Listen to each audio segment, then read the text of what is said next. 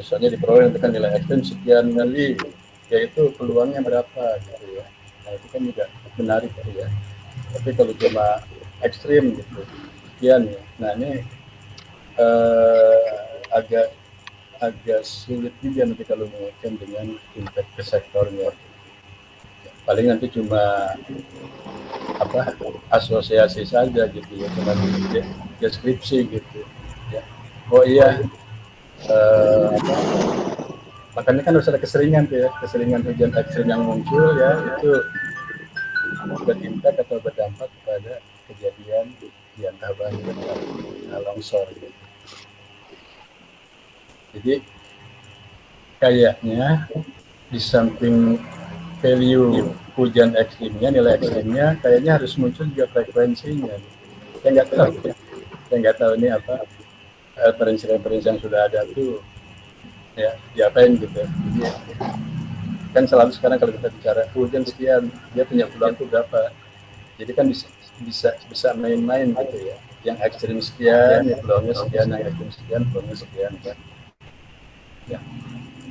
Tapi saya nggak tahu sih ya yang pernah dilakukan oleh peneliti sebelumnya tuh diapain gitu.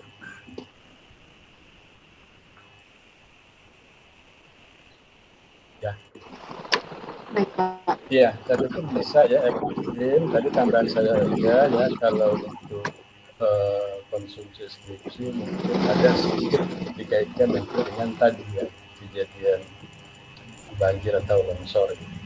Itu kan juga pembuktian ya bahwa memang itu ada impactnya gitu ya.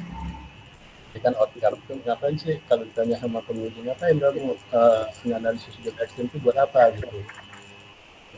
Kalau cuma tahu aja, tapi kalau itu ternyata itu berasosiasi Pak dengan ya itu kejadian banjir atau longsor gitu. Maka diperlukan analisis proyeksi hujan ekstrim kan kira-kira begitu. Oke ya. Apalagi?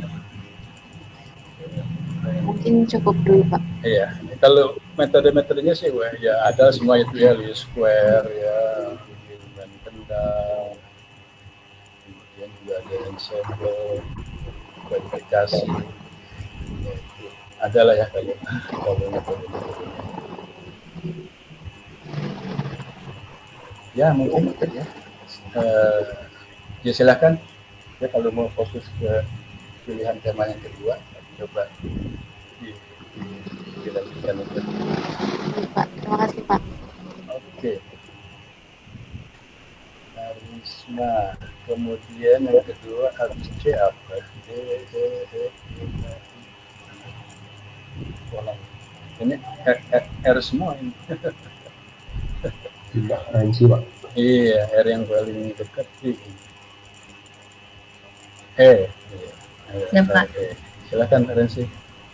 Izin share screen, Pak.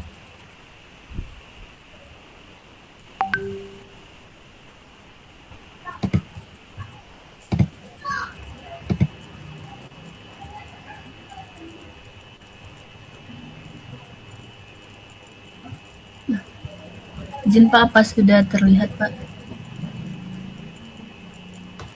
Iya. Satu slide aja ya. Oke. Mohon izin Pak, kalau temanya seperti yang minggu kemarin itu tentang kekeringan meteorologi. Nah, kalau judulnya sendiri ini belum fix, tapi kayaknya tentang identifikasi kekeringan meteorologi menggunakan metode SPI pada das berantas. Kenapa pada das berantas? Karena pas kemarin saya cari-cari itu di PLTA Berantas, kemarau panjang sebabkan produksi listrik PLTA Berantas jadi berkurang. Nah, jadi saya juga memilih PLTA Berantas ini di mana dialiri pada Sungai Das Berantas. Ini letaknya di Malang, Jawa Timur, Pak. Untuk datanya sendiri, yang masih terpikir, yang sudah terpikir oleh saya itu yang pertama peta dasar SHP di Das Brantas, terus juga data observasi bulanan pos hujan Das Brantas dari 30 tahun. Tapi untuk pos hujannya sendiri itu belum ditentukan, atau saya juga masih bingung Pak untuk menentukan posnya itu yang di mana aja. Terus yang ketiga data debit sungai yang diambil dari PU Pusda di Jatim. Ini petanya, peta Das Brantas. Kalau ini letak PLTA Sutaminya atau PLTA Brantasnya. Terus kalau yang mau saya teliti itu tentang korelasi SPI sendiri sama debit sungai.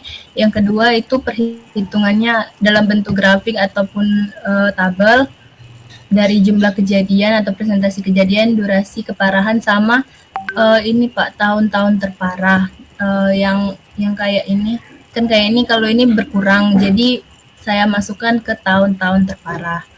Terus juga ada yang namanya pemetaannya dari sini tadi Pak, dari perhitungan ini tadi dilakukan pemetaan.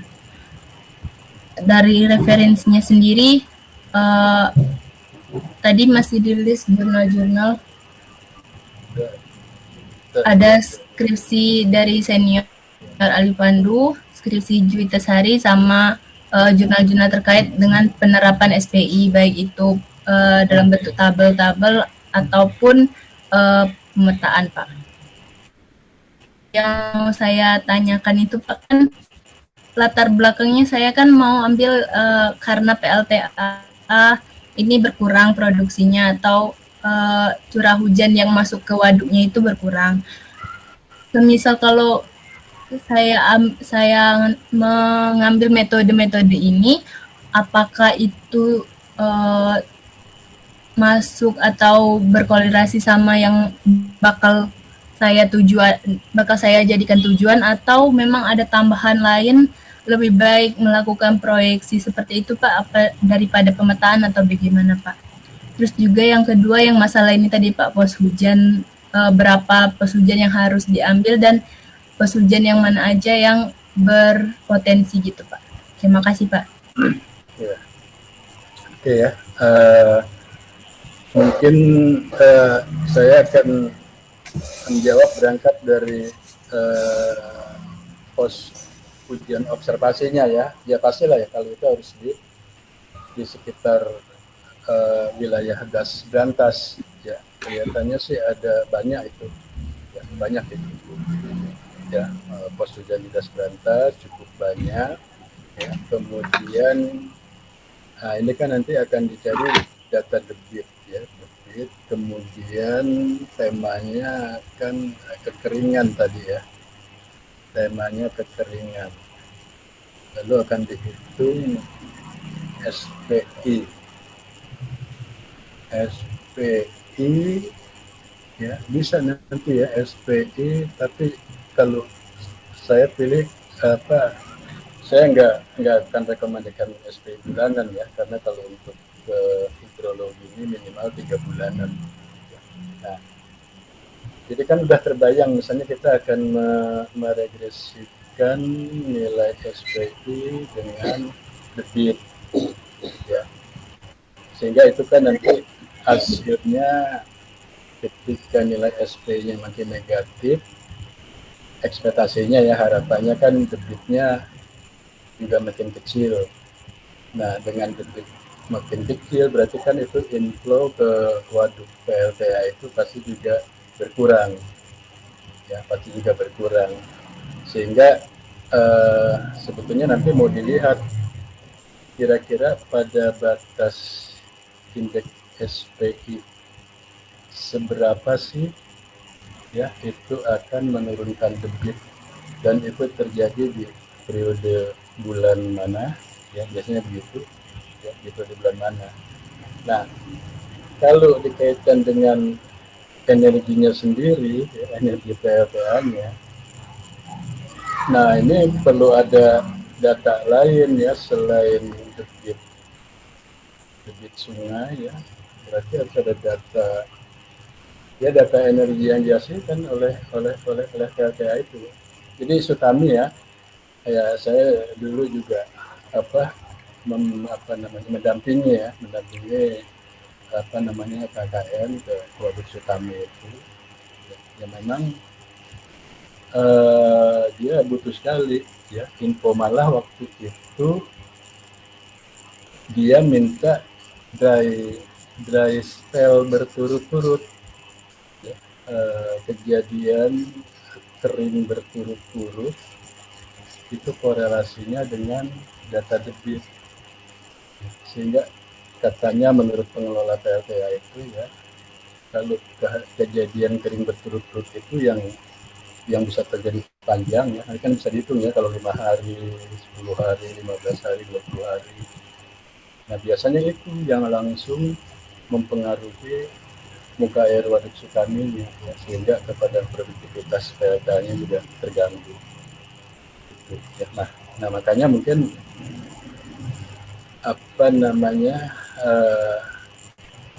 kalau kita mau ngacu itu ya, kalau ini mau SPI, maka saya katakan tadi ya, berarti nanti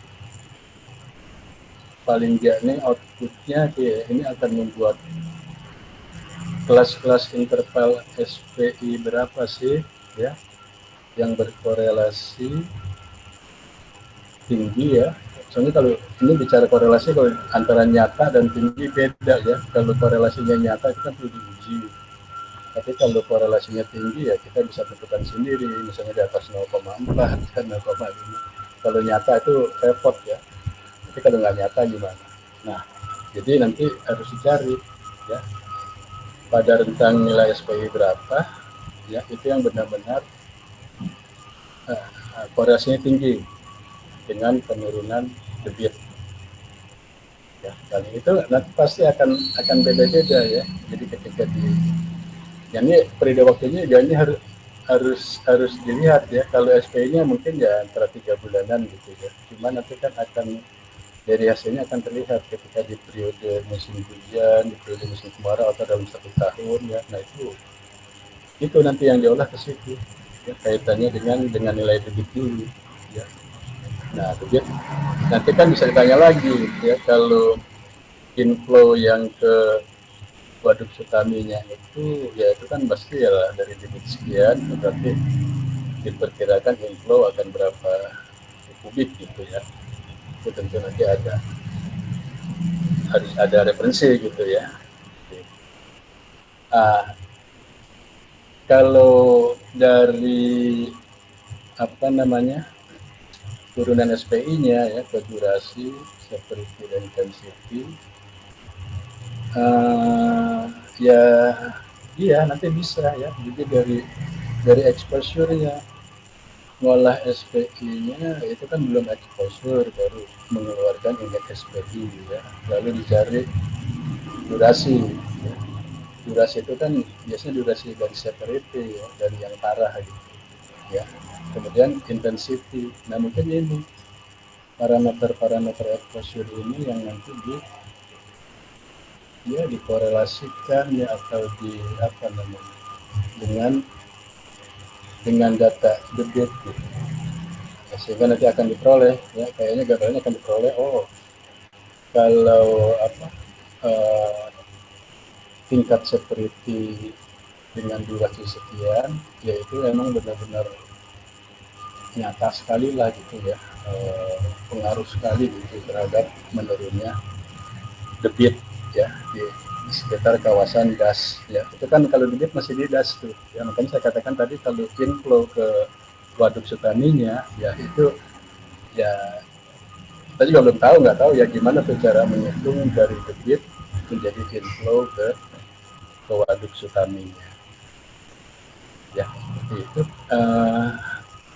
ya, saya rasa seperti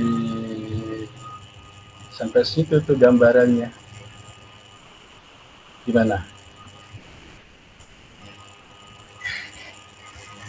Kalau data jelas banyak ya, saya katakan tadi kalau sebaran pos hujan di das berantas itu banyak, apalagi cukup datanya bulanan ya, pasti tersedia. Kecuali itu ya yang dia dulu minta dry spell Kalau dari SPI kan harus dari harian.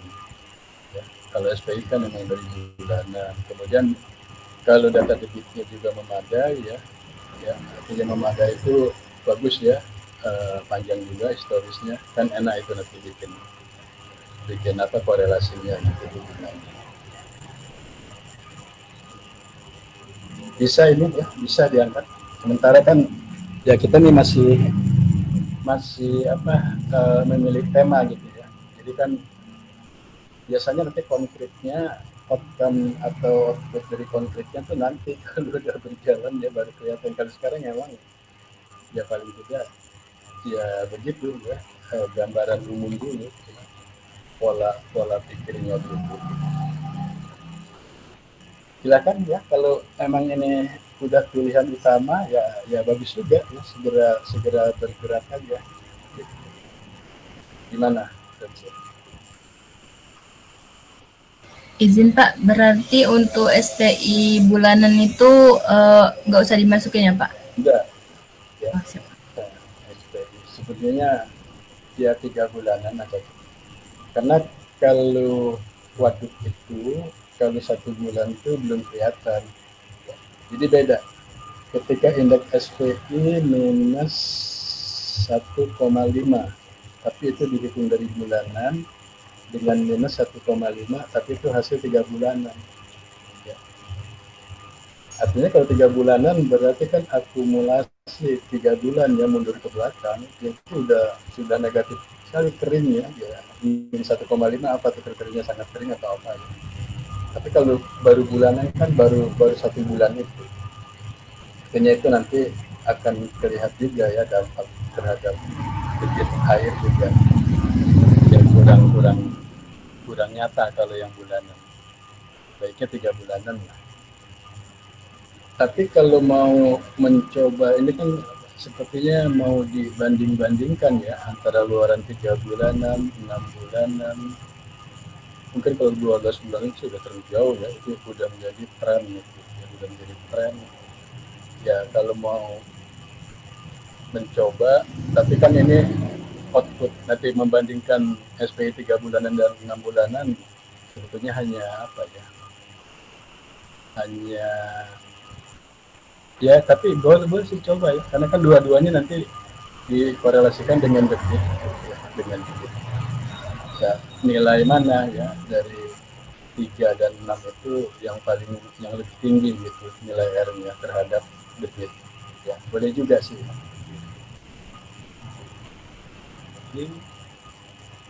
Siap Pak, berarti mungkin yang bakal saya ambil itu yang 3 bulanan sama 6 bulanan. Terus ini Pak, pertanyaan selanjutnya, kalau untuk pemetaannya sendiri itu Pak, berdasarkan yang tadi yang dibilang tentang exposure-nya dipetakan itu nggak apa-apa Pak? Ya. Atau ya nanti untuk output petanya ya pertama memang memetakan jangan memetakan sekabupaten Malang gitu ya, enggak, jadi memang harus fokus saja ya. Nanti tampilan petanya tuh das berantas luas waktu das berantas ya, kalau saya lihat pernah lihat.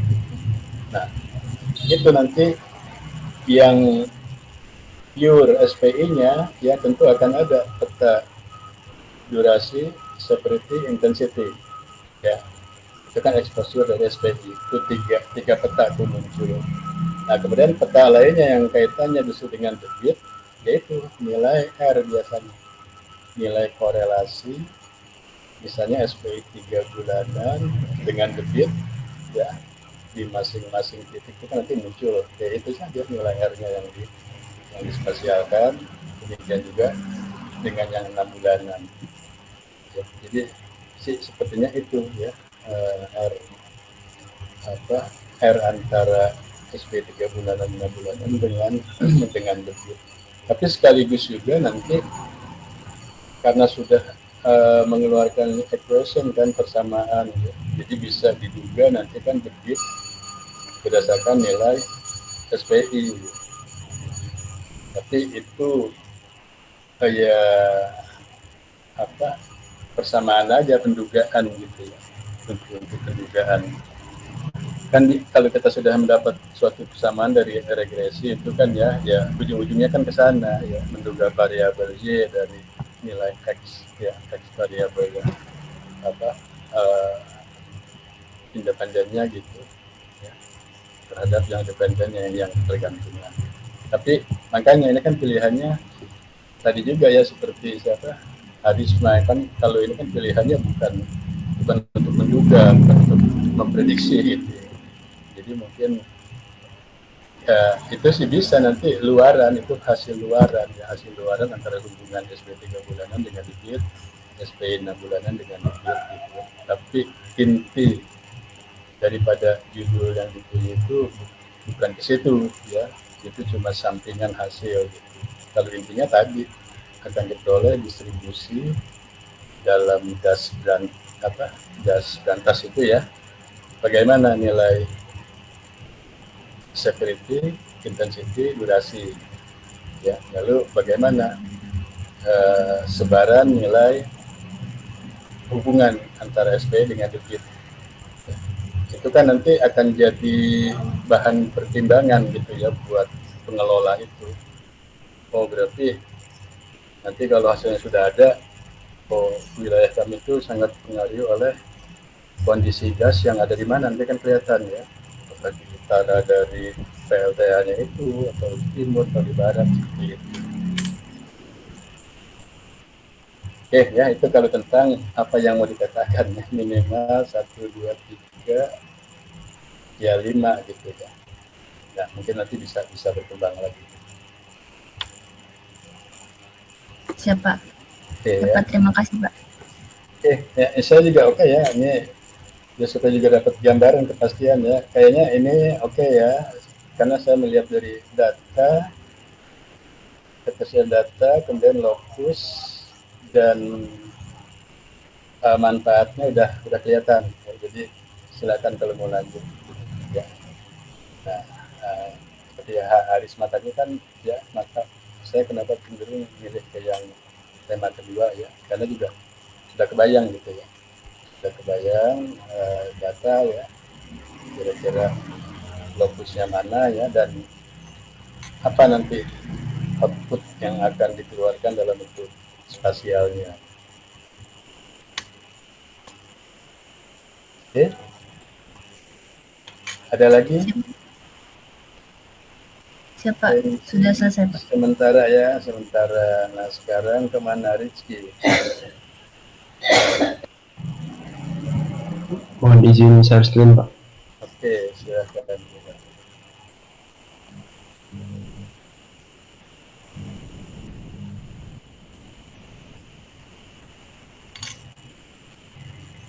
Izin Pak, apakah sudah kelihatan Pak?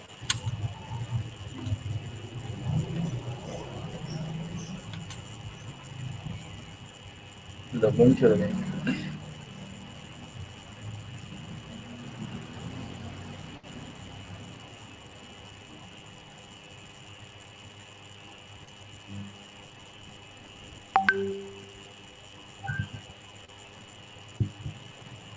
Izin Pak, apakah sudah kelihatan Pak? Iya. Oke, coba silakan dijelaskan. Baik Pak, mohon izin Pak, terkait tema yang kemarin itu yang Bapak rekomendasikan itu kan yang pertama dari yang kebencanaan hidrometeorologi Pak. Nah itu saya sudah lihat ini data-datanya dan referensinya, itu yang saya ambil itu ada di das wilayah Sungai Mahakam di Kalimantan Timur. Karena kemarin kan mau bahas tentang proyeksi kebencanaan ibu kota baru Pak. Nah yang pertama ini data curah hujannya itu ada di Balikpapan Pak. Jadi di Balikpapan itu ada beberapa pos dan ada beberapa stasiun. Di situ datanya sudah ada. Selanjutnya untuk data-data ini saya dapatkan dari pola pengelolaan sumber daya air dari Kementerian UPR Pak. Nah itu datanya sudah lengkap. Yang jadi masalah di tema ini itu ada ini Pak, Eh, nah, nah, di sini tuh udah ada Pak, jadi udah dilakukan pembuatan peta rawan banjir di Kota Samarinda Pak. Nah, ini apakah nantinya itu saya memodifikasi atau membuat perbandingannya gitu Pak, yang saya ini Pak. Iya. Dan kalau yang kebencanaan ini kan dari saya sendiri itu belum dapat materinya Pak, jadi masih apa ya, masih belum tahu gambarannya itu yang mau dilakukan gimana gitu Pak, Iya. metode-metodenya seperti itu. Oke ya. Jadi kalau yang pertama tadi ya itu mau fokus ke banjir ya, kasih tingkat rawan banjir. Nah, memang nanti di dalam analisis potensi banjir ya biasanya sih kalau yang selama ini pernah diberikan di SDMKG ya itu kan paling ya dari cara-cara bobot dan overlay gitu ya. Jadi bobot dan overlay, tapi itu juga parameternya biasanya kan terbatas ya. Paling bobot maupun overlay itu ya pasti utamanya curah hujan gitu ya. Kemudian kelerengan, land use, ya. Jenis tanah juga enggak sih ya, enggak sampai ya. Hujan, lereng, land use, elevasi sebenarnya kan terkait dengan kelerengannya ya. Kemudian juga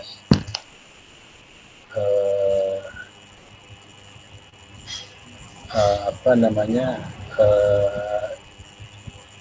kalau mau dikait, karena kan banjir ini begini kan sumbernya juga dari das ya. Jadi kalau definisi sebenarnya kan terjadi banjir itu karena ada luapan air dari sungai gitu kan. Luapan apa? Selama air itu masuk ke sungai dan dia mengalir di sungai kan nggak akan ada banjir ya. Dan faktanya di lapangan begitu ya, kalau kita melihat kejadian banjir itu, oh itu karena air menguap dari Sungai Anu gitu ya. Ya memang seperti itu ya definisinya. Sehingga tadi juga ya jadi mungkin wilayah dasnya juga harus muncul ya. Karena kan Samarinda ini Samarinda itu kota ya. Makanya saya ngebayangkan kota Samarinda. Ada nggak kira-kira tampilan di petanya? Ada Pak di sini Pak. Wilayah dasnya juga.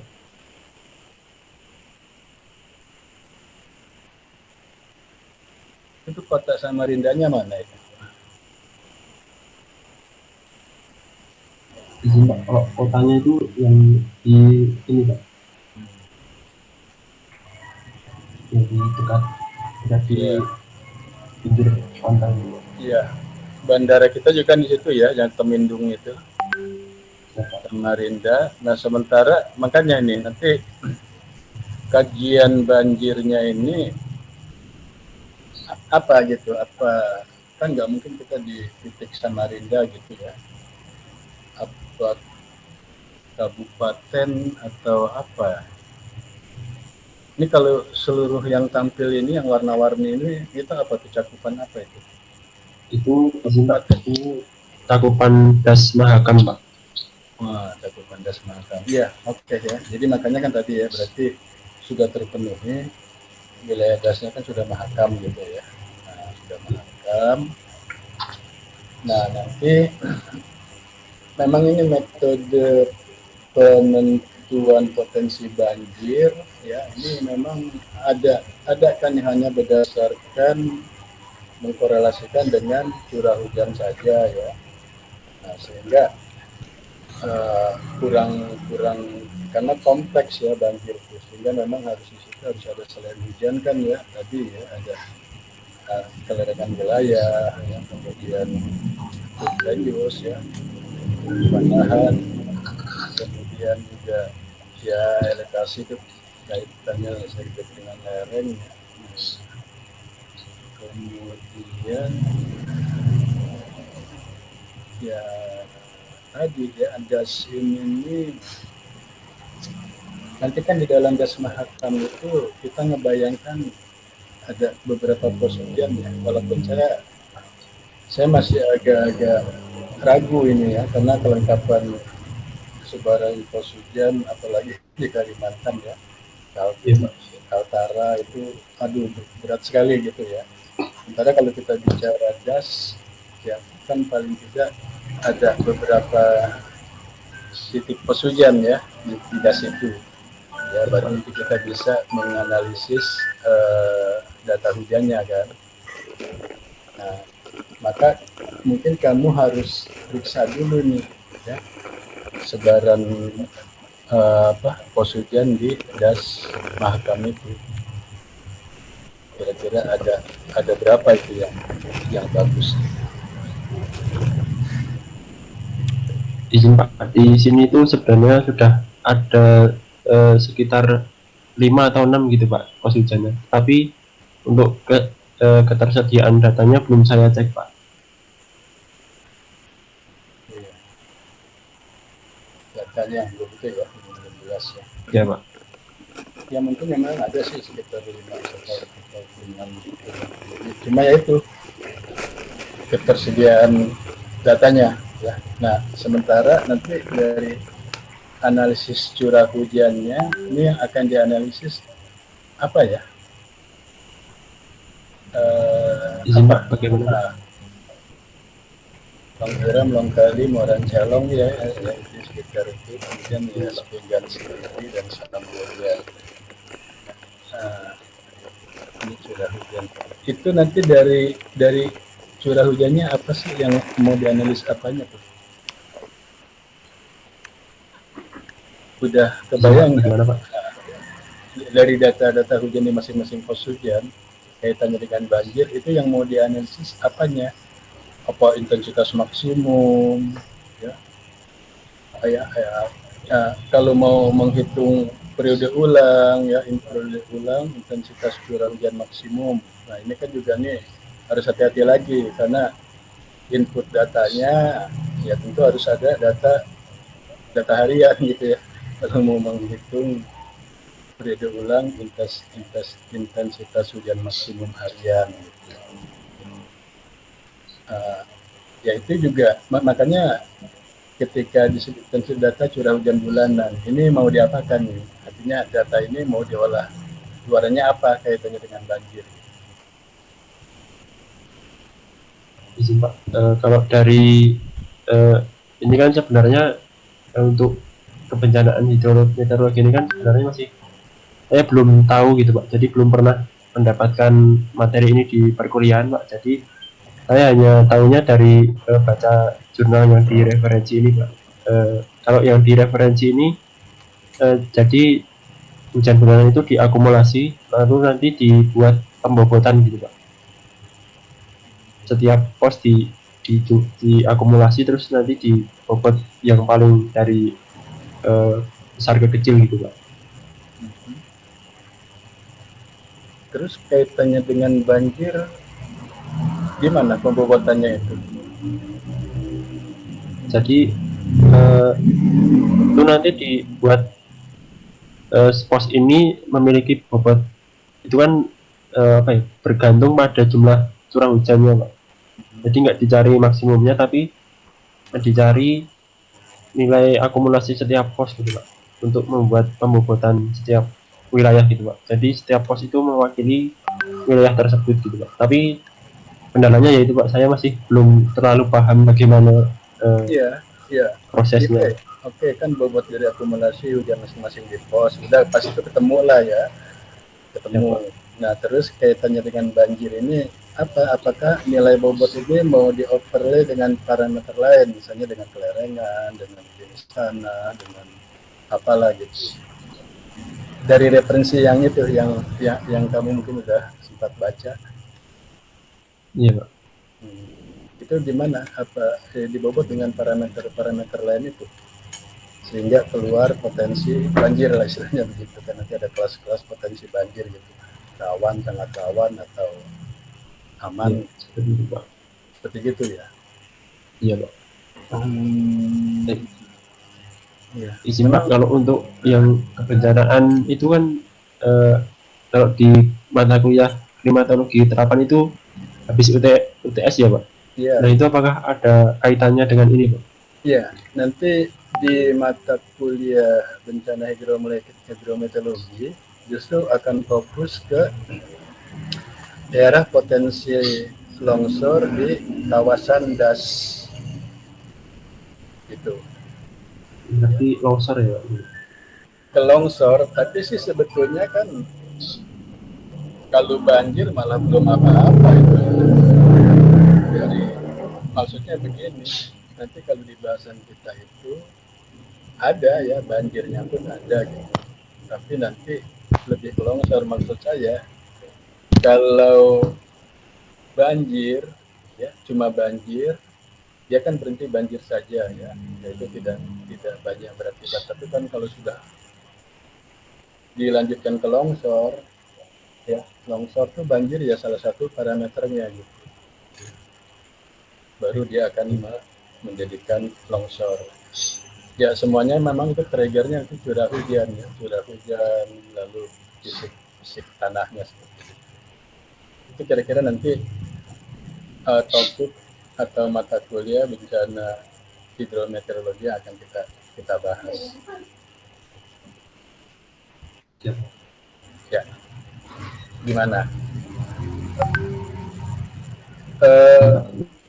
Iya nanti. Yang begitu Ya, mungkin begini karena memang di mata kuliah belum dapat ya.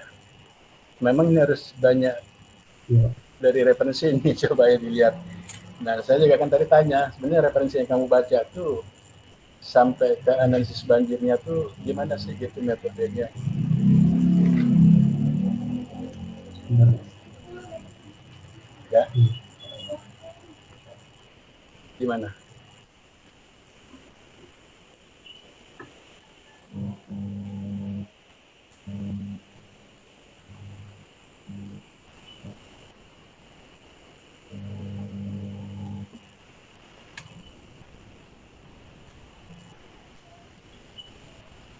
Jadi ini Pak, izin Pak, dibuat pembuatan seperti ini Pak.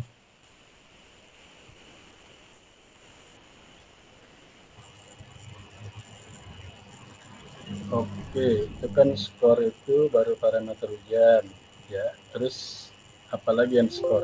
Parameter apa lagi? Ada kemiringan lereng, Ringan. Ya iya, ini sih biasa. Ini cuma tanah, nanti sampai skor akhir nanti kan ada ya, land use juga dibobot. Nah, dibuat nanti, iya, rawan-rawan, iya, rawan. ya nanti skornya ini sampai mendapatkan 3 kelas itu ya, tidak rawan, rawan dan sangat rawan. Tentu dari skor ya nilai bobot itu. Ya, jadi kalau saya lihatnya referensi ini metodenya cuma pembobotan ya, pembobotan dari beberapa parameter ya, kemudian dimasukkan ke skala potensinya. Bimbingan abang apa? Nanti kan masing-masing Apa? pos Baru ini dapat, ya masing-masing pos dapat ya sudah dispasialkan.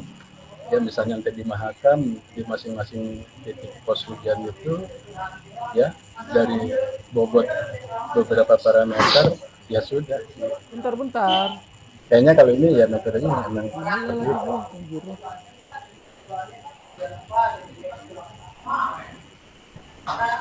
Bisa sih ya kalau mau ya, diambil pembobotan seperti ini. Karena nanti yang kebencanaan longsor juga membobot cuma kita nanti hitung dari frekuensi hujan eh, frekuensi hujan frekuensi hujan tinggi gitu ya. Kan ada referensi kalau curah hujan 30 lebih dari 30 sama atau lebih dari 30 meter per hari. Nah, itu dari berdasarkan hasil penelitian di Pulau Jawa itu bisa men-trigger tanah bergerak gitu. Ya, tapi itu nanti harus di apa dibobot lagi dengan itu kelerengan dan ketinggian tempat. Nah, nanti dari nilai skor itu tuh ya keluarlah 3 kelas ya. Rawan longsor, aman ya, dapat tinggi gitu ya, sedang dan aman seperti itu. Kalau nggak diblokir malah kalau saya beli motor baru, jadi ini terus progresif kan? Gitu. Ya. Jadi ini kayaknya modalnya apa? Referensi ini metodenya pembobotan. yang untuk tema 2 itu seperti ini Pak, kesesuaian agroklimat tanaman padi di provinsi Yogyakarta Pak. Jadi nanti outputnya itu berupa peta gitu Pak, yang mengklasifikasikan jadwal tanam setiap wilayahnya Pak. Kalau ini sudah tahu langkah-langkahnya, gambarannya itu sudah Pak. Jadi ini kan sudah baca-baca dari diskusi senior juga, terus dari yang mata kuliah yang pernah saya dapatkan di laporan penelitian program insentif yang EPKPP Ristek itu sudah sedikit paham Pak, daripada yang tadi. Jadi yang saya bingungkan tuh antara 2 tema ini Pak. Kira-kira yang mana gitu Pak yang lebih cocok? Ya. Jadi di antara 2 tema ini, kalau yang kedua kan sudah banyak ya, sudah umum gitu. Nah, yang pertama ini sebetulnya menarik ya, karena juga terkait dengan itu ya, ibu kota baru gitu. Dan ini juga masih belum banyak dilakukan ya, meskipun juga bukan di ibu kota baru ya, atau di tempat lain pun gitu ya, masih jarang dilakukan. Tapi kalau yang tema kedua ya kan sudah banyak ya, ini kan hanya lokusnya saja Jogja ya, tapi apa tema kajiannya itu ya sama aja ya, proyeksi kesesuaian ya, nanti dilihat pada saat kejadian Enso gitu. Jadi cuma itu aja. Kalau apa kalau mau dibandingkan gitu kan ya antar tema ya sebenarnya sih lebih apa ya, lebih terbaru, lebih menggigit yang tema 1. Cuma tuh mesti diperiksa dulu lah kondisi sebaran pesugihannya, datanya ya, lalu parameter fisik lainnya ya. Karena kayaknya juga kalau mau ke situ yang paling mudah cuma pembobotan itu aja, dicari skor bobot.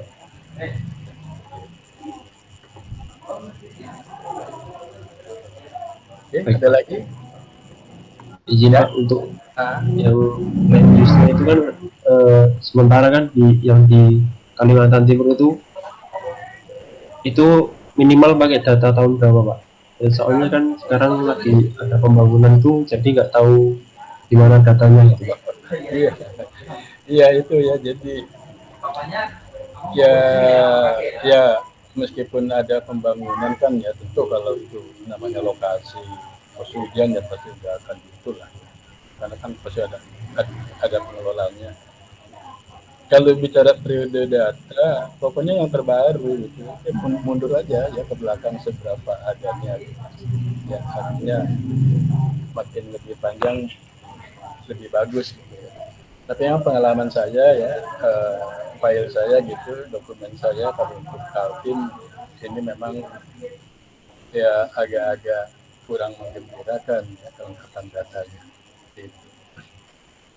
Nanti bisa dilihat lagi lah ya, makanya dicek dulu lah ya, dari tadi itu dari referensi kan ada ya, beberapa ada 5-6 pos, nanti dilihat dulu tuh datanya, kelengkapan datanya ya, di samping nanti parameter lainnya yang harus disiapkan ya, lereng, land use gitu ya, kita nanti untuk dibobot gitu kalau masukan saya. Oke, lanjut. Sekarang siapa? Izin Pak, saya Pak. Kopi ya. Oke.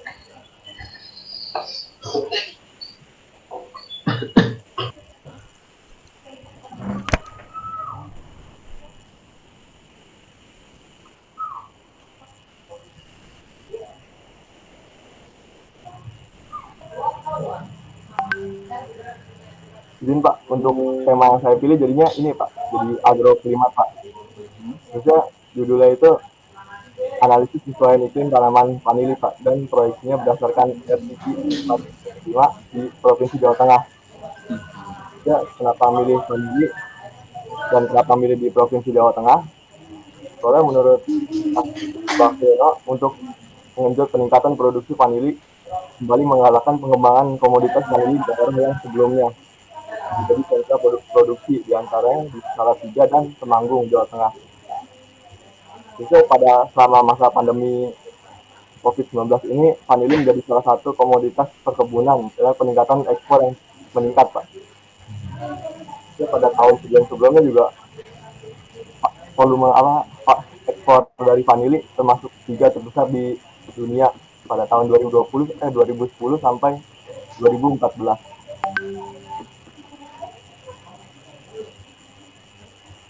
Selanjutnya untuk datanya itu Pak, datanya yang pertama ada tabel kesesuaian lahan yang diambil dari Ritung dan kawan-kawan pada tahun 2011, yaitu petunjuk teknis evaluasi lahan untuk komoditas pertanian. Selanjutnya ada dari tabel tersebut.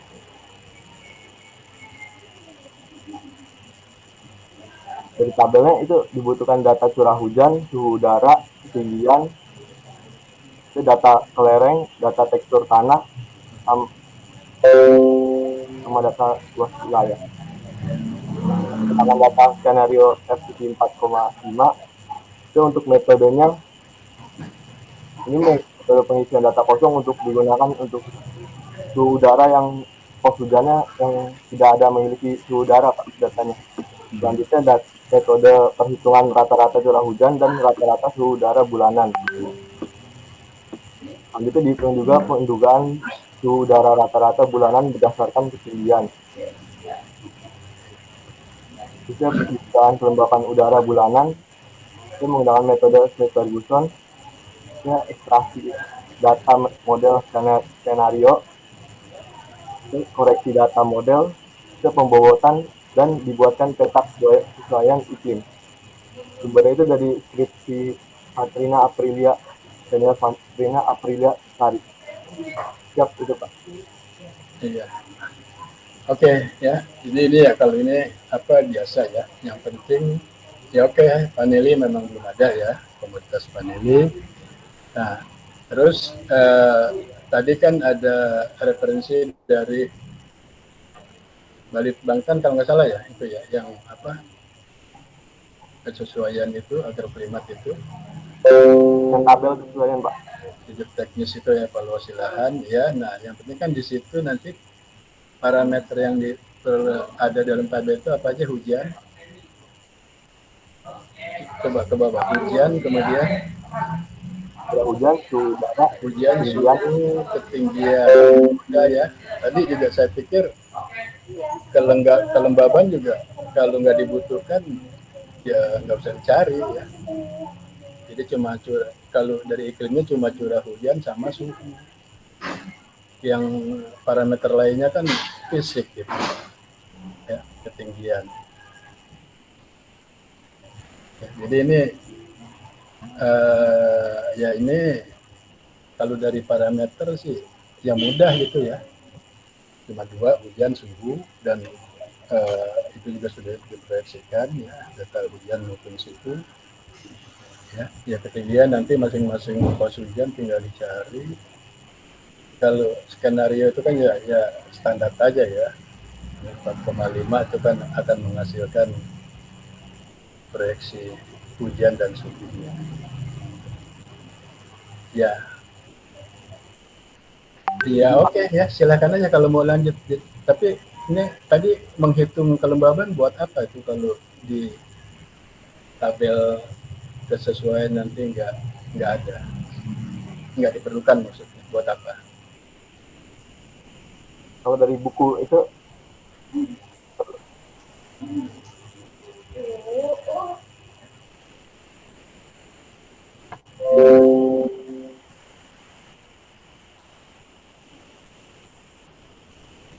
kalau dari buku Ayo Berkebun Vanili ada ini Pak, tabel kelembapan udara. amat sesuai itu 60 sampai 75 sebentar Pak. Ya, memang kan nanti biasa ya ketika mau tabel kesesuaian itu kan biasanya kalau dari apa balit bangkan atau apa itu kan biasanya banyak ya, terutama sih yang banyak nanti ke fisik, ke ke parameter fisik ya, tanah, jenis tanah, tekstur tanah, pH ya, segala macam gitu. Biasanya memang unsur iklimnya justru ya itu ya, melulu ya, itu melulu coba curah hujan, suhu udara gitu. Nah, tapi nanti kalau memang ada dari sumber lain, referensi lain, misalnya ada juga ya yang menyatakan kelembaban untuk paneli sekian ya boleh ya, boleh. Nah nanti kan itu seolah-olah nanti kita akan buat sendiri ya, apa namanya, pengklasifikasian kesesuaian itu ya dari beberapa parameter gabungan gitu ya. Jadi bisa ya, kalau memang tadi kelembaban ada referensinya yang nggak apa-apa. Oke ya, saya pikir kalau ini kayaknya nggak ada masalah lah ya. Tapi wilayahnya tadi mana ini? Di wilayahnya mungkin lebih fokus lagi aja. Mau ambil sentra di kabupatennya atau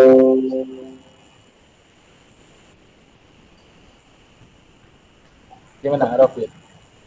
Sentranya itu loh, wilayahnya.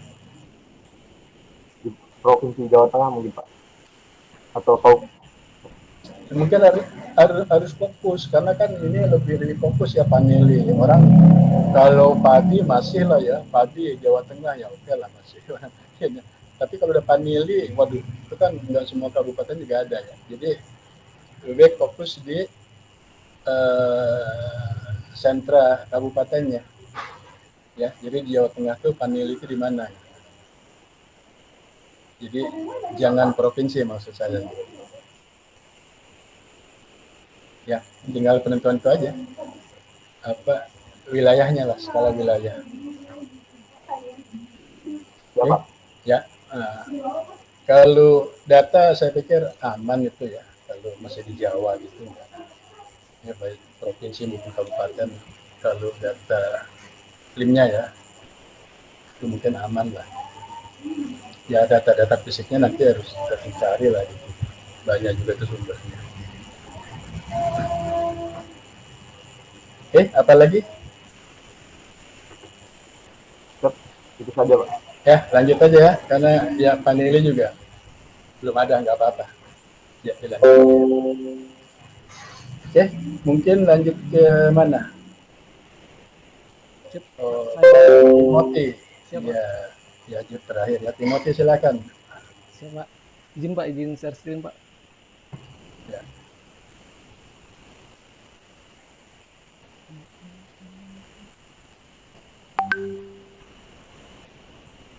Izin Pak, apakah tampilan share screen-nya sudah kelihatan Pak? Ya. Sudah, ya. Mohon izin Pak, di sini saya membahas dua tema yang Bapak berikan, yaitu pengaruh curah hujan terhadap produktivitas tanaman kabupaten mana yang mau dipilih dan memiliki wilayah das, dan yang kedua pengaruh fenomena iklim terhadap variabilitas musim. Di sini saya lebih terperinci membahas tentang tema nomor 3-nya, yaitu pengaruh fenomena iklim terhadap variabilitas musim. Di sini saya berpikir mendapatkan ide membuat judul pengaruh El Nino dan La Nina terhadap variabilitas musim di Kabupaten Cianjur.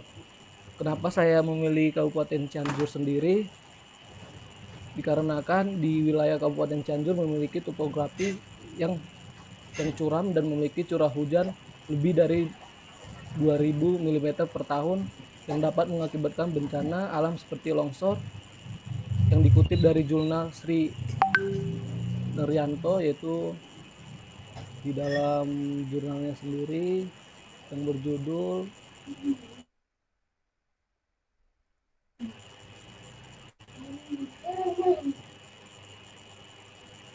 berjudul penataan kawasan pasca bencana tanah longsor di Puncak Pas, Kecamatan Cipanas, Kabupaten Cianjur sendiri. Dan kenapa saya juga memilih Kabupaten Cianjur dikarenakan pada tanggal 18 Januari terjadi fenomena hujan es dan puting beliung di Kabupaten Cianjur sendiri. Untuk metodenya sendiri, saya sini menggunakan metode analisis curah hujan dasar harian. Di sini saya akan menentukan rata-ratanya, baru menentukan awal musimnya yaitu AMK dan AHEMH-nya, awal musim kemarau dan awal musim hujannya. Baru di sini saya akan menentukan sifat hujannya atas normalnya dengan kriteria yang ditetapkan yaitu nilai curah hujan lebih dari 115% terhadap rata-ratanya, dan normalnya dengan kriteria curah hujan antara 85% sampai 115% terhadap rata-ratanya, dan bawah normalnya sendiri ya yang itu kriteria curah hujannya kurang dari 85%. Mungkin pakai metode standar deviasi juga dan probabilitas. Untuk datanya sendiri saya menggunakan data curah hujan di provinsi tersebut, yaitu data hujan pos hujan per dasar harian, baru menggunakan indeks anomali suhu muka laut atau SML, dan di wilayah Nino 34 dan periode data yang digunakannya. Selanjutnya di sini saya masih bingung untuk tema nomor satunya, Pak. Mungkin saya sudah mencari referensi dari yang lain, Pak. Kenapa dia memakai harus memiliki wilayah DAS yaitu daerah aliran sungai, namun di skripsi 2017 yaitu skripsi Kak Minko Makarawe, dia juga mengambil seperti tema yang Bapak ajukan yaitu pengaruh curah hujan terhadap produktivitas tapi di daerah Jawa Barat. Namun dalam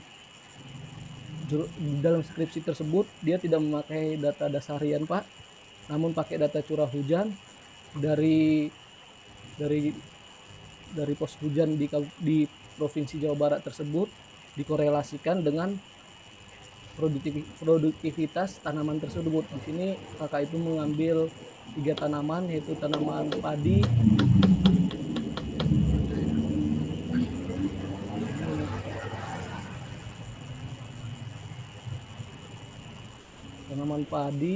dikorelasikan di tanaman jagung dan ubi jalar, Pak.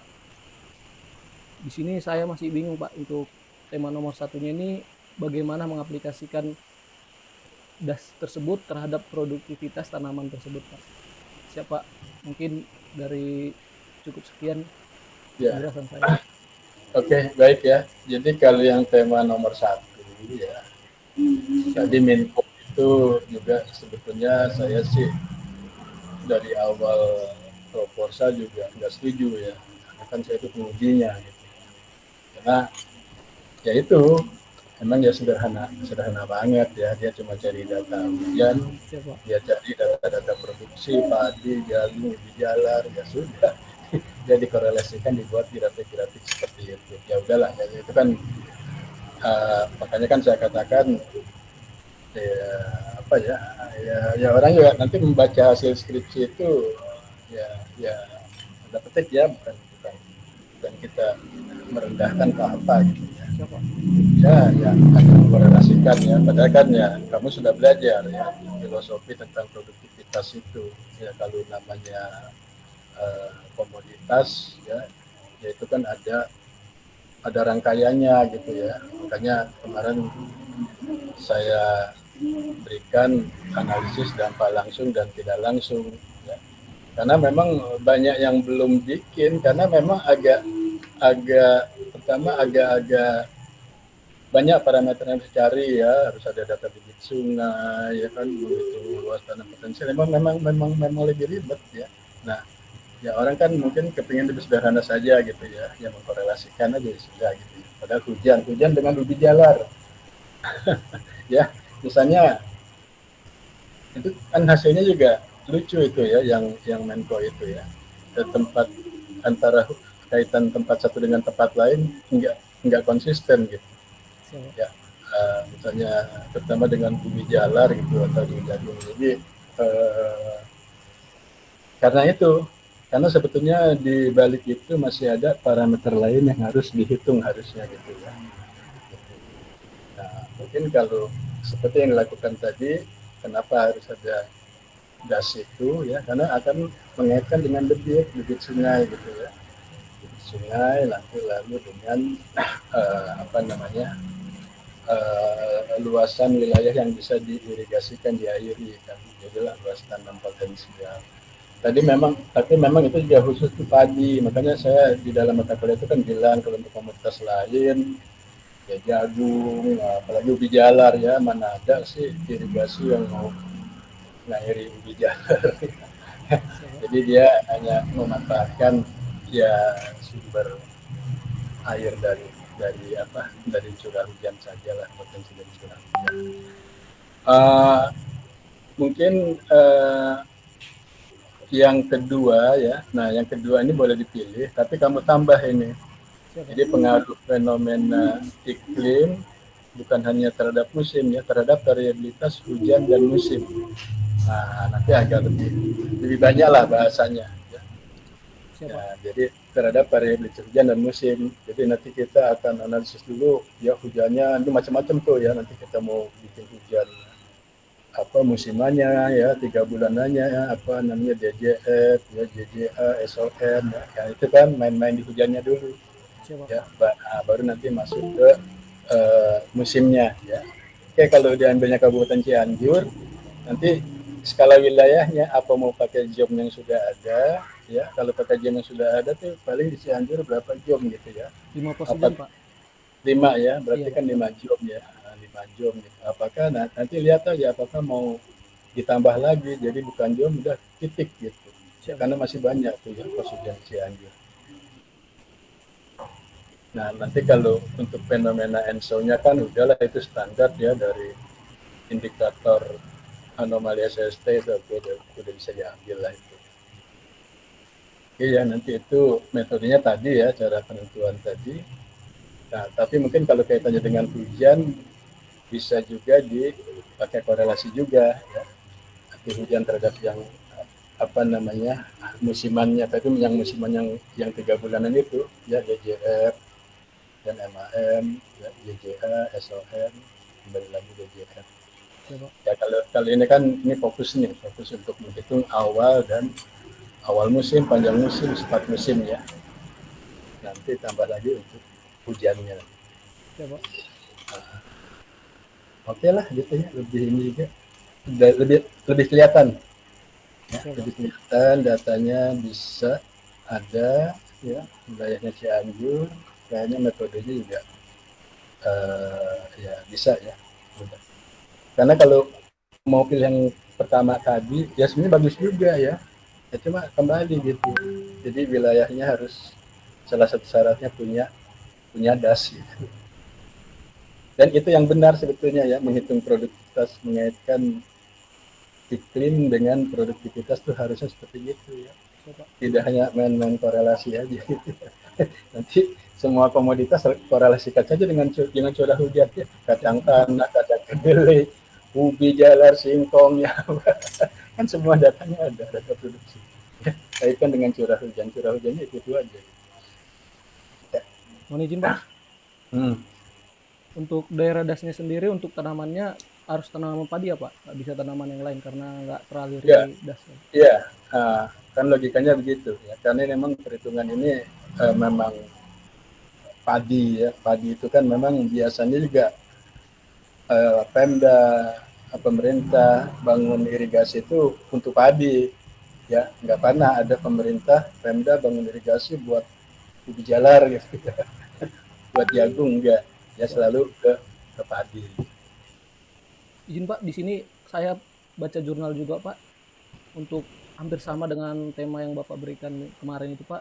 Di sini ada pengaruh perubahan curah hujan terhadap produktivitas padi sawah di Kalimantan Barat, tapi dia nggak pakai data das Pak, tapi menggunakan data produktivitas padinya, data suhu muka lautnya, sama indeks ENSO-nya Pak. Iya, jadi begitu. Dia melihat perubahan hujan dari fenomena ENSO, ya kan? Iya Pak. Nah, dari perubahan curah hujan akibat fenomena ENSO itu lalu dikaitkan dengan produktivitas langsung, data produksi. Ya. Jadi produksinya tidak dihitung lewat itu ya. Harusnya kan tadi tuh pengaruh ENSO terhadap hujan dulu, hujan terhadap debit, ya kan, debit terhadap luas tanam potensial, baru luas tanam potensial dikonversi ke produksi. Harusnya begitu. Tapi ya nggak apa-apa, begini ya nggak apa-apa. Yang penting kan jelas disebutkan metodenya seperti itu. Hanya kan, jadi begini, kalau namanya hasil penelitian, mau jurnal, mau skripsi, mau tesis apapun, ya tinggal kita kan yang membacanya. Siapa? Oh begini ya, oh ya udah gitu ya. Nah, tapi mungkin kalau walaupun sulit gitu ya tadi dengan cara menghitung pakai gas, pastilah orang menilai wah ini lebih berbobot gitu. Coba. Kalau mau begini juga bisa ya, seperti yang kamu tunjukkan itu juga bisa. Coba. Ya jadi fokus tadi aja ya. Siapa? Ya, pengaruh fenomena iklim terhadap variabilitas hujan dan musim di Kabupaten Cianjur. Ya, terima kasih Pak. Oke, baik selanjutnya. Ya Jit ya. Siap, Pak. Oke. Izin share screen, Pak. Ya. Ini dia judul pecong. Ah. Lah.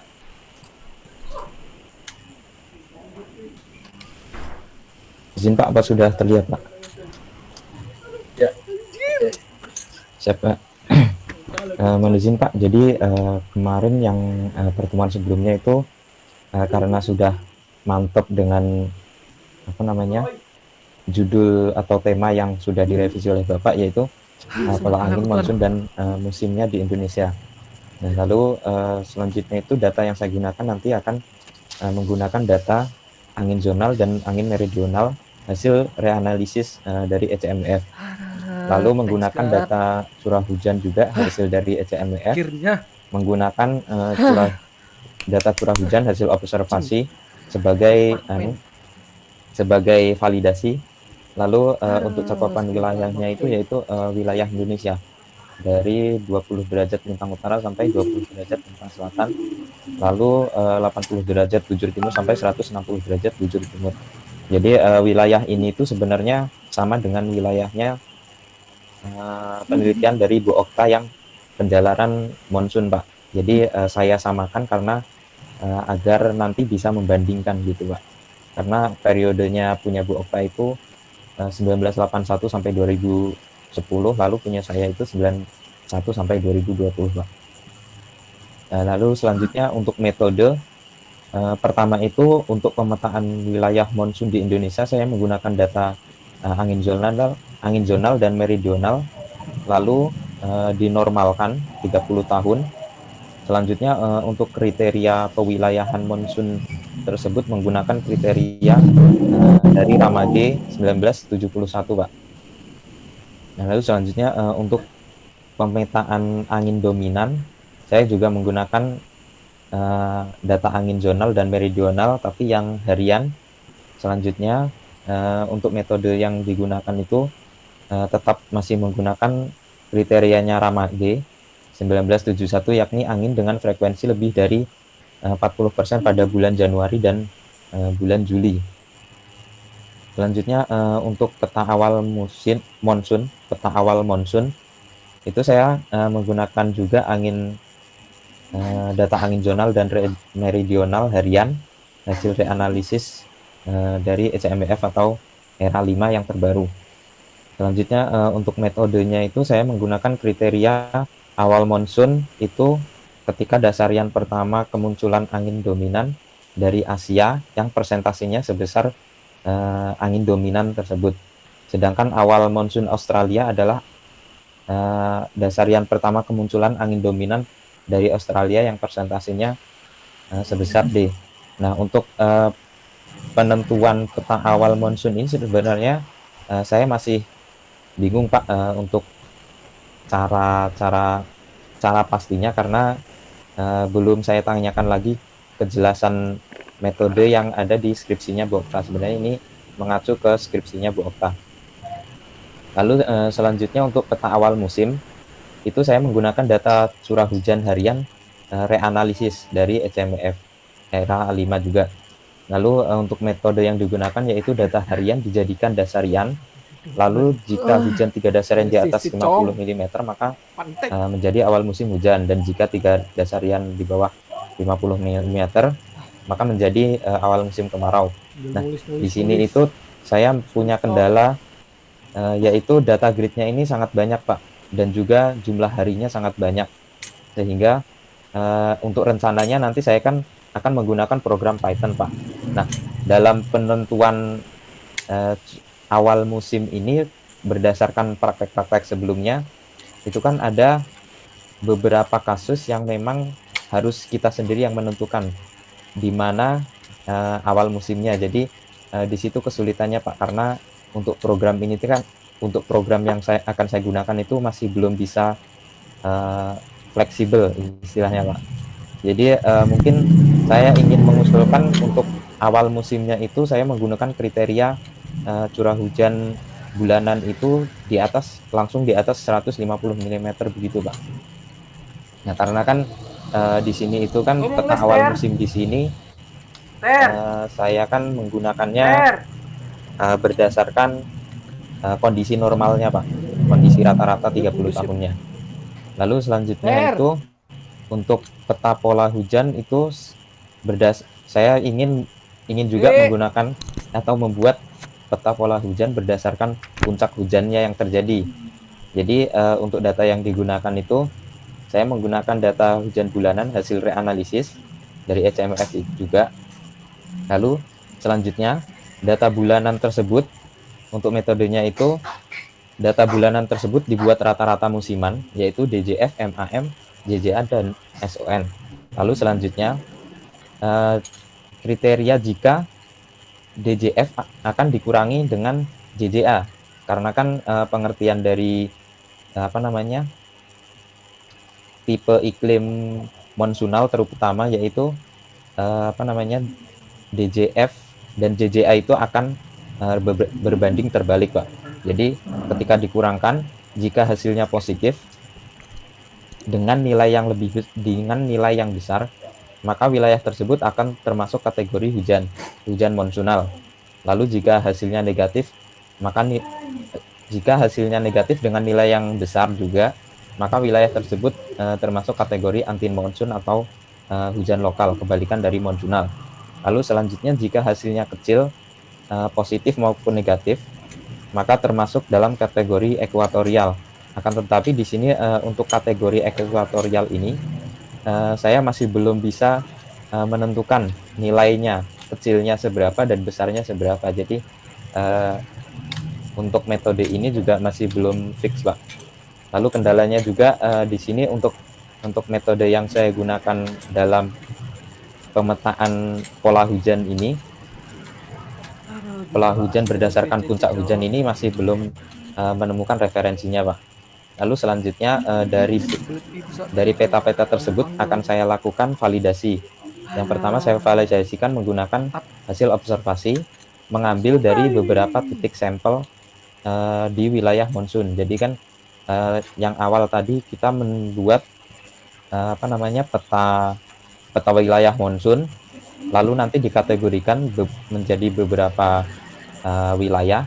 Lalu selanjutnya saya akan mengambil sampel-sampel tersebut, Pak. Nah, setelah itu beberapa sampel titik stasiun itu setelah diambil, selanjutnya akan dianalisis pola musim yang terjadi, Pak.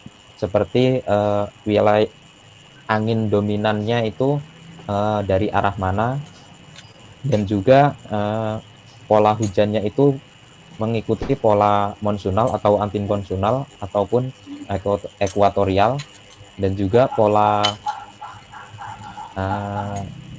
mungkin hanya 2, Pak, untuk saat ini, Pak, untuk analisis pola musimnya, Pak. Mungkin sekian, Pak. Iya, oke ya, baik. Jadi kalau menurut saya sih kita fokus saja, ya. Jadi fokus. Kalau tadi kamu menyebutkan juga rencana menganalisis pewilayahan pola hujan ya untuk mengetahui ya wilayah-wilayah monsun, ekuatorial dan lokal. Nah ini kan sudah judul lain ya. nggak ada kaitannya tadi dengan yang analisis monsun dan musim ya. Jadi beda lagi ya. Jadi kalau mau tadi mengklaster, mengelompokkan pola hujan, ya itu memang ya sendiri, ya judul sendiri. Ya, tapi ini pun mungkin ya apa ya, sebetulnya ya bagus juga ya. Jadi kayak sekarang kan kita nih sedang melakukan pemutakhiran zona musim. Kan banyak juga nih metode-metode apa analisis-analisis yang diajukan ya. Ya mungkin juga ini salah satunya gitu ya, membanding-bandingkan antara puncak DJF dengan JJH segala macam sehingga diperoleh nanti itu masuk monsun atau tidak. Ya. Tapi ya tadi ya ketika juga mau menentukan wilayah yang ekuatorial kan sulit ya kriterianya. Kalau musim ya memang lah nanti DJF dikurangi DJA bisa negatif bisa positif ya itu nanti kan bisa diklasifikasikan menjadi wilayah musim. Tapi kalau ekuatorial memang sulit ya karena dia punya dua puncak, nggak bisa juga dipotong-potong seperti itu ya DJF, MAM, JASON gitu di wilayah ekuatorial itu ya sulit ya. Sebenarnya kan pembagian ya ini sebetulnya kan apa namanya periode musiman juga ya DJF, MAM, JJA, tapi ini kan sebetulnya juga lebih berlaku di wilayah yang memang monsun gitu. Sehingga kalau di wilayah ekuatorial masih agak sulit. Jadi kalau saya sudah aja fokus saja ke tadi ya analisis tentang monsun dan musimnya. Nah cuma begini, kalau okta itu juga kan simple aja, dia juga hitungannya dari apa dominasi kan angin zonal meridional gitu. Terus dia juga mengacu kepada remix tadi ya. Kalau apa angin musim timuran tuh ya kan kita kan ya ada pembelokan di bulan Juli sekian gitu. Nah cuma justru yang dari okta ini kan pure murni hasilnya penjalaran monsun berdasarkan angin ya gitu. Baik itu regional maupun baik regional, sehingga di hasilnya okta juga sebenarnya muncul itu ya ada daerah-daerah yang tidak terdetek gitu ya sebagai monsun gitu walaupun sedikit gitu kecil gitu. Nah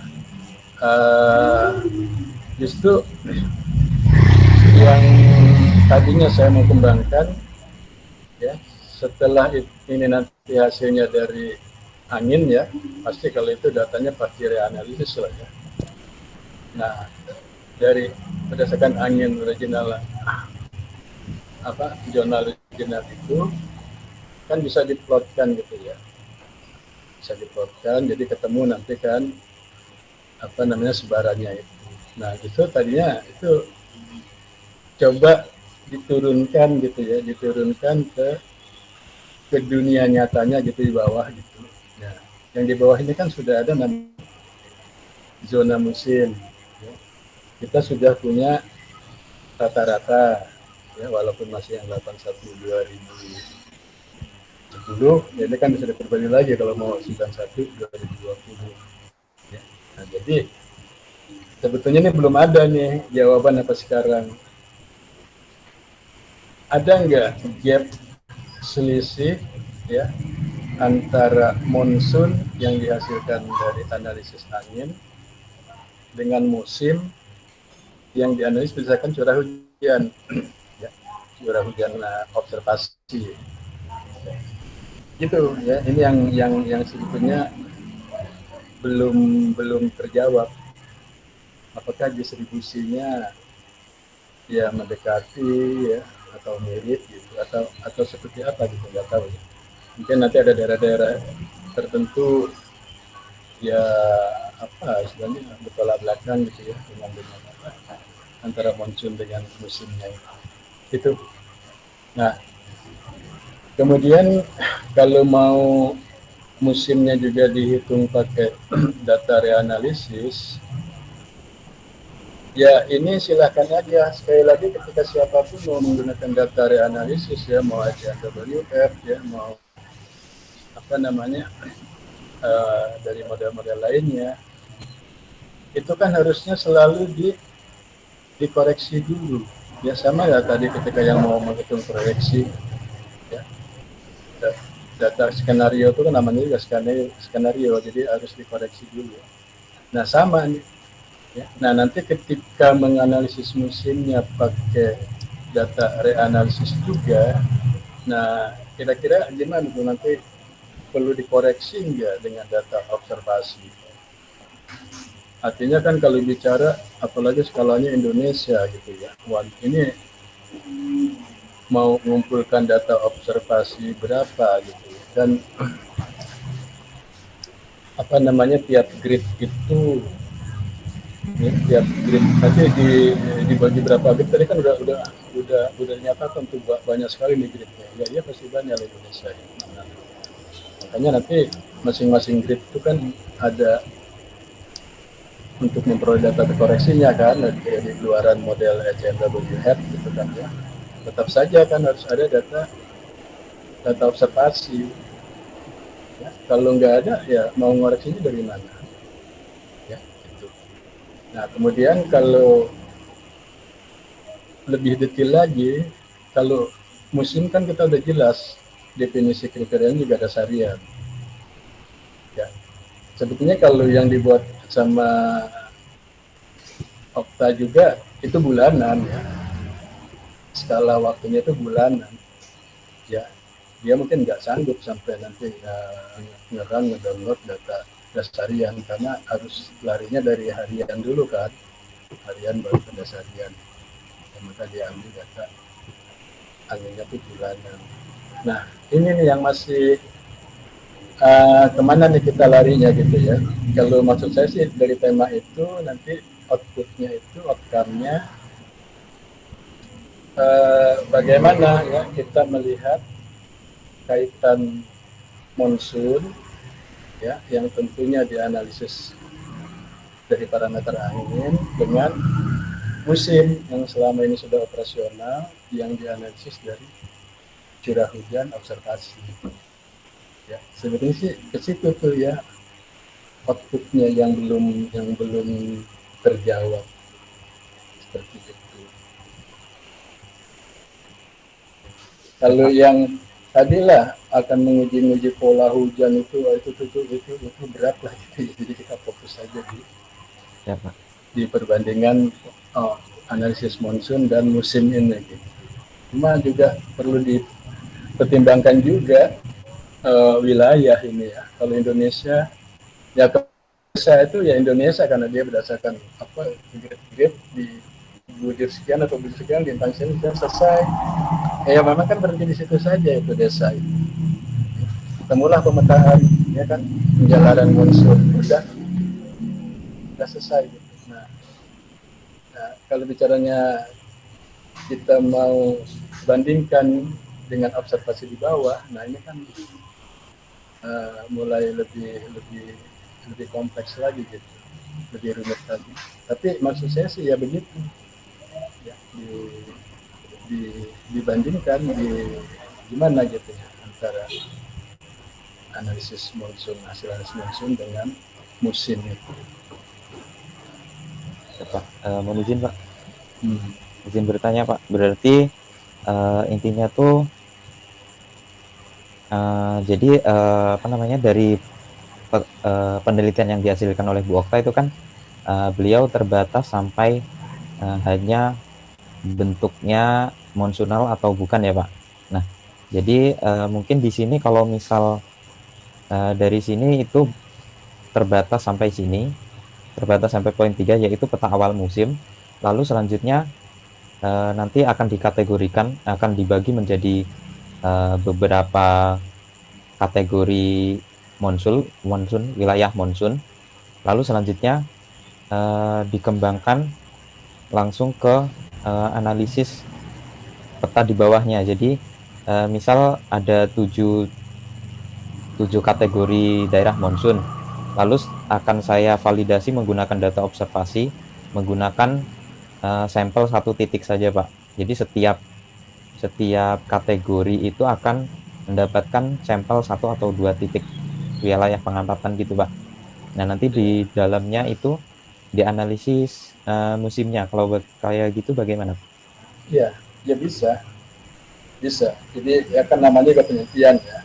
Kalau Zoom itu kan sudah operasional ya, Zoom itu operasional. Nah, ini kan penelitian. Jadi oke, setelah kami mendapatkan ya penentuan awal monsun ya, jadi bukan awal musim ya, awal monsun gitu kan ya.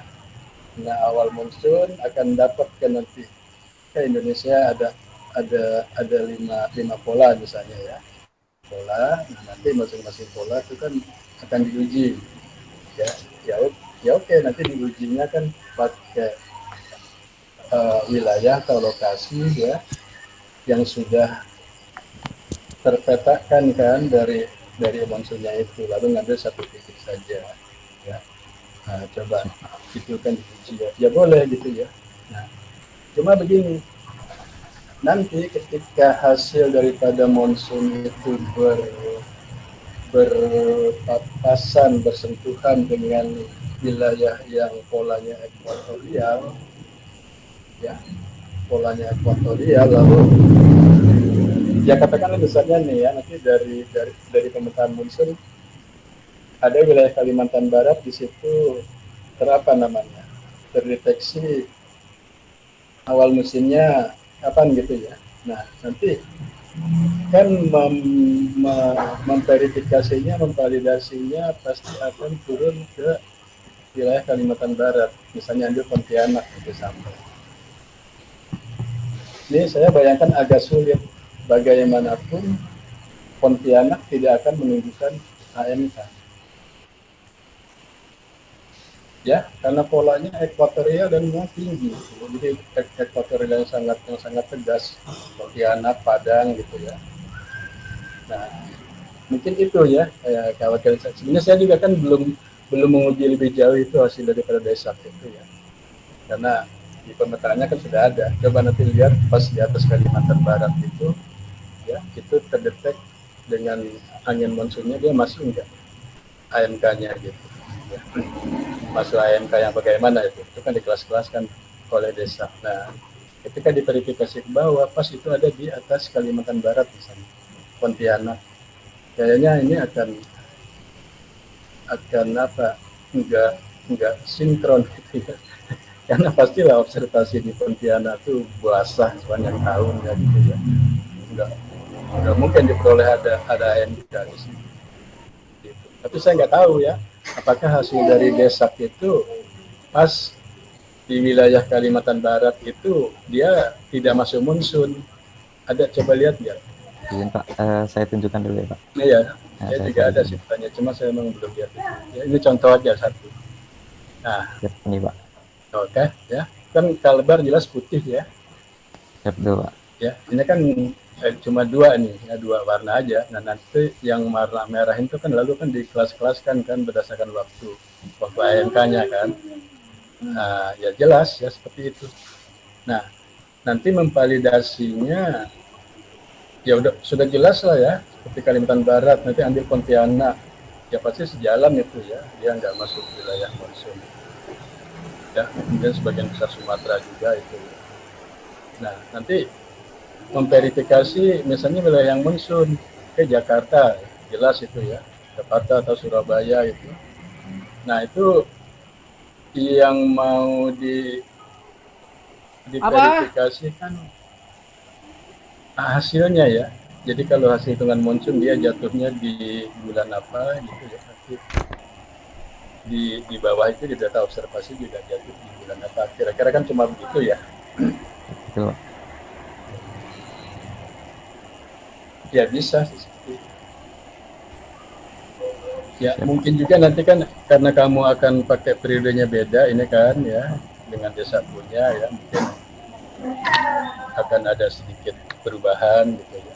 Tapi sih saya yakin namanya pola itu sampai sekarang juga belum berubah ya. Walaupun ada perubahan iklim ya, kalau pola enggak berubah. Tetap saja silakan aja diuji ya, itu Kalimantan Barat ya, Kaltara sebagian, Sumatera ya, Papua itu ya. Dia akan tetap seperti itu, belum ada perubahan. Yang pembagian setelah ini kan dibagi-bagi lagi nih, terus ke bawah lagi tuh, jatuh tuh ke, nah ini kan sudah menyatakan waktu kan ya, yang coklat tuh kelompok 1, kelompok 2, nanti kan ada keterangannya di bawah kan, yang kelompok 1 Betul. ya, narasinya gitu. Nah ini kan ya, barat lautnya Januari ya, kemudian timurnya Juli ya, kan hanya sebatas itu saja hasil dari Oksa itu ya. Jadi yang warna coklat masuk tipe 1, oh itu barat lautnya Januari, kemudian pola timurannya Juli ya.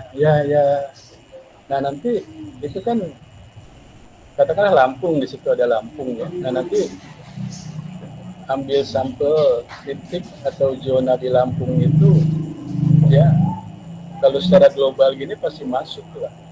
Di Lampung ya sama lah, barat laut Januari, dominannya timur pasti Juli. Tapi kan kalau di zoom itu sudah detail sampai ke kapan AMH. Kita kan maunya apakah barat laut ini dianggap MH gitu ya, apakah AMH gitu ya. Nah kalau diobservasikan sudah jelas gitu ya, Januari juga. Barat laut nggak selalu dari Januari ya, kalau disetarakan antara barat lautnya dengan periode MH. MH itu kan ada mulai dari Oktober ya, November, Desember, Januari. Yang merah tipe apa tuh? 2 atau 3 itu dominan. Coba lihat ke bawah. Tipe 2, 3 apa narasinya? Untuk tipe 2 itu barat laut pada bulan Januari, lalu tenggara pada bulan Juli, Pak. Nah, perbedaannya di Juli, Pak. Di bulan Julinya. Tenggara berubah. Iya, Pak. Iya. Untuk bulan Januarinya masih sama, Pak. Iya, makanya. Lalu ya ini ya, makanya saya katakan ini kan yang hasil Okta ini masih global ya. Apakah Tenggara, Timur, ya itu kan musim kemarau enggak sih? AMK enggak? Ya. Nah, itu jadi yang masih bingung gitu global. Ya sementara dia hanya mengasihkan tadi ya, sekian warna saja, dan itu kan ya, itu tadi kan yang merah itu ya masuk Jawa semuanya sampai Bali, NTB. Padahal di bawah itu di wilayah Zom itu wah itu beragam sekali. Kapan tenggaranya, kapan timurnya gitu kan istilahnya. Itu juga kapan baratnya, kapan barat lautnya. Beragam, tidak memblok ya satu wilayah seperti itu. Tapi ya makanya saya katakan kalau ini kan konsumsi penelitian gitu. Terus nanti metode verifikasinya udah Pak, dari hasil yang saya akan petakan itu saya uji sampel aja di bawahnya mana gitu ya monggo gitu, silahkan, bisa sih dilakukan. Oke, siap, Pak. Oke. Izin, Pak. Berarti ini akan lebih terfokus ke sama seperti penelitian Bu Oka, lalu menggunakan penambahan yaitu perbandingan di pola musimnya ya, Pak. Iya. Ya, Pak. Makanya kan di temanya di judulnya tuh saya tambah ya, jadi bukan hanya analisis monsun, tapi monsun dan musim. Ya, Pak. Kan, ya monsun ya ada yang ini gitu musim gitu. Tapi yang kita maksudkan nanti nanti kan kita definisikan. Maksud monsunnya adalah begini, yang dikatakan musim itu yang begini. Nanti ada definisinya sendiri. Ya, Pak. Ya, Pak. Oke ya, yang ini aja lah. Kalau tadi mengklaster ya, mengelompokkan pola-pola hujan, ya itu Oke, siap Pak. Oke. Siap Pak. Oke, baik. Ya, jadi sudah semua ya. Terima kasih Pak. Nanti ya masing-masing lebih dipertajam saja, disiapkan lagi ya. Mudah-mudahan nanti di pertemuan ketiga ya sudah fokus ya, sudah fokus. Sehingga kan nanti kan ya kita akan termakan ya dengan waktu UTS ya, paling nggak kita mungkin dua minggu mungkin nggak akan mengadakan pertemuan gitu bimbingan ya. Tapi sih kalau kamu kan tetap aja menyiapkan gitu ya. Nanti ada waktu kesempatan lagi ya sudah lebih lengkap. Ya, makanya di pertemuan ketiganya kan masih belum ya, kita masih minggu ke-6 belum masuk UTS. Ya. Kalau bisa ini sudah fokus ya, sudah lebih jelas lagi. Baik, ada yang mau ditanya lagi? Mohon izin Pak. Kalau misal pertemuan selanjutnya diganti agak siang, kira-kira ada jam nggak Pak? Iya sih ya, ini kalau sore juga bisa lah ya, jadi mungkin ya tapi kecepatan 1:30 kali ya. Siap Pak. 1:30 ya, kalau kamu nggak bentrok gitu ya dengan kegiatan lain saya bisa ya. Siap Pak. Soalnya juga kalau sore itu mepet sama maghrib gitu Pak. Mepet, apalagi yang di bagian timur udah malam gitu. Iya Pak. Ya oke, kita majukan aja ya. Oke, siap Pak. 1:30 ya. Siap Pak. Untuk selanjutnya akan dikabari nanti sama ya, ketuanya nanti, ya. nanti kita kabari lagi lah. Kan Ya, kalau Pak. pas saya juga ada keperluan juga ya, tetap nggak bisa. Oke ya. Baik Pak. Terima kasih Pak. Oke ya. Jadi nggak ada lagi ya. Cukup. Izin Pak, Gimana? untuk bimbingan selanjutnya apakah harus pakai PDH atau pakai baju yang biasa gitu Pak? Saya nggak tahu juga sih ya ketentuannya gitu. Karena kan kalau bimbingannya ini memang bebas ya. Kadang-kadang di hari Sabtu itu dibolehkan gitu ya. Tapi mungkin sesekali kalau untuk dokumentasi kita ya bolehlah ya sekali kita seragam gitu. Karena kalau hari Jumat itu kebetulan batik juga gitu ya, kalau saya gitu ya. Kalau kalian kan tetap PDH. Ya sesekali itu untuk dokumentasi kita aja. Siap Pak, terima kasih Pak. Oke, baik ya, kalau gitu pertemuan bimbingan kita cukup ya, silakan dilanjut ya, nanti kita kabari lagi untuk bimbingan minggu depan. Oke, terima kasih ya, saya izin dulu ke lab ya. Oke, salam sehat selalu. Terima kasih Pak. Ya, assalamualaikum. Terima kasih Pak. Waalaikumsalam warahmatullahi wabarakatuh. Terima kasih Pak. Ya, oke. Semangat guys. Nasi bungkusnya mana? Nasi bungkus mana nasi bungkus? Nasi bungkus udah lama nungguin nggak dapet. Udah ada maghrib. Tidak maghrib persiapan eksplorasi. Ya explore dong. Ongkir. Bye guys. Bye guys. Makasih Le. Anjir.